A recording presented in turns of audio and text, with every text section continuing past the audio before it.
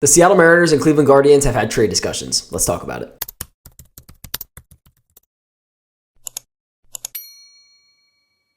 So it is almost Christmas and the Seattle Mariners have not made a singular impact move, but there was some rumors yesterday posted by John Morosi saying sources Josh Naylor has been mentioned in trade talks between the Guardians and Mariners. He's one of the multiple names under consideration by the Mariners for an offensive upgrade at first base. So yes, of course, everyone sees this and says this is the yapper talking, but Adam Jude also did basically confirm this in a tweet that he posted yesterday as well, saying Mariners rumor mill. M's have checked in on numerous trade possibilities at first base and third base. Cleveland first base Josh Naylor is among these, but a deal is highly unlikely per source after the Guardians offloaded Andres Gimenez's contract last week. So even though Adam Jude said that this is getting highly unlikely due to the fact that the Guardians did end up dumping a bunch of money in the trade with the Toronto Blue Jays, this is still very much a possibility with the opportunity for Kyle Manzardo on the Guardians to get more reps at first base. So in this video, we're going to go over some of Josh Naylor's stats and how he would really upgrade the Seattle Mariners lineup, as well as just some more details from MLB trade rumors and maybe what the Mariners have to give up to even get Josh Naylor in the first place. So I feel like one of the most important questions about a player when they come over to the Seattle Mariners is, will their power translate to T-Mobile Park? And as we know, Josh Naylor is very much a power hitter with a career high of 31 home runs last season. And similar to Christian Walker, the very simple answer is yes, his power would translate perfectly fine over to T-Mobile Park. As you can tell by his home runs versus what he would have had if he hit all his balls in T-Mobile Park,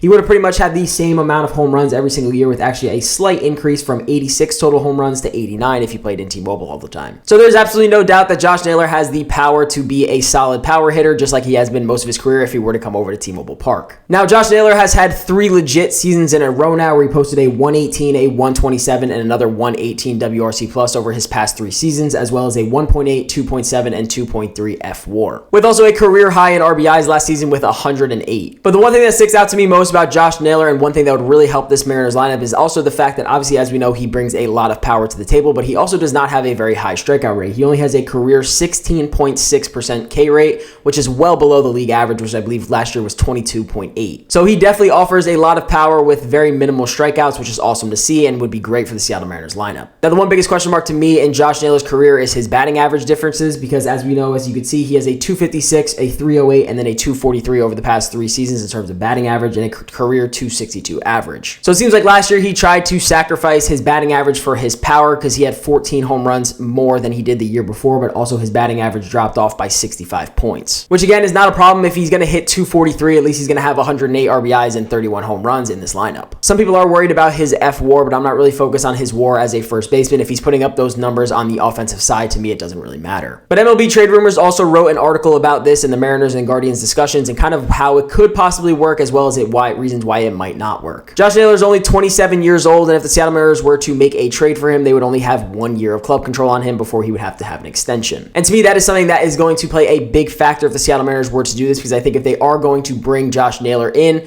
through a trade, obviously, as I said, we're only going to have him for 1 year, and I think it's important that they have the idea, or at least have the discussions early on, that they want to possibly extend him. Otherwise, again, it's only a 1-year rental, so to me, I don't see really what the value in that is. I'd rather sign a guy like Christian Walker to a 3-year deal to at least guarantee, you're having a first baseman for longer than just a year. But it was also reported earlier this offseason that the Guardians were willing to listen on trade offers to Josh Naylor as well as Lane Thomas. Now, I have seen a little bit of differentiation in terms of how much Naylor is going to make in 2025. I have seen people estimate $12 million. I've heard also a lot of people talk about $14.5 million, but either way, the Mariners could technically cover that. If their budget is still $16 million, you're talking about a much different ballgame, because that is pretty much the entire budget if they do not end up trading Luis Castillo. Also, Jason Lloyd from The Athletic also wrote about how Josh Naylor trade seems kind of unlikely just due to the fact that the Guardians have not really been impressed by anyone's offers from any other team. He had also discussed that they aren't just going to get rid of Josh Naylor just to cut salary. They want to get rid of him to get some solid pieces in return. As you know, the Guardians are also a small market team, so I'm not 100% of what their return would want to be, whether that's a few prospects or maybe an MLB ready player and some prospects. I'm not sure exactly what that would look like,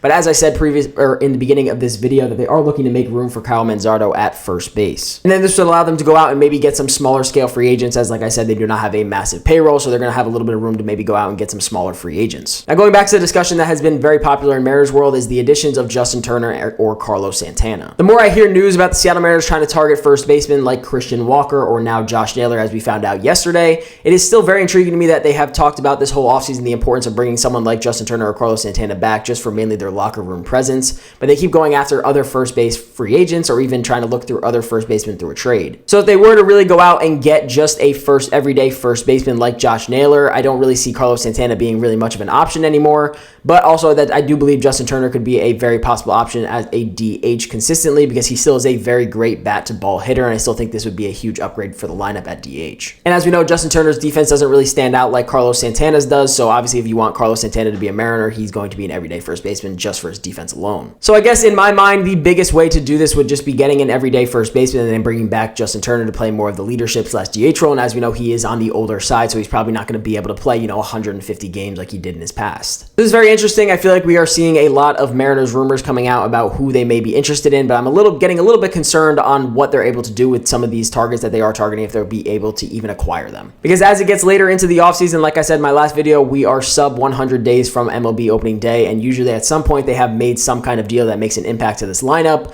but unfortunately we still have yet to get that. So while we continue to be nervous and play the long game, let me know what you guys think if Josh Naylor were to become a Seattle Mariner. I think it would be a great pickup offensively for the Mariners.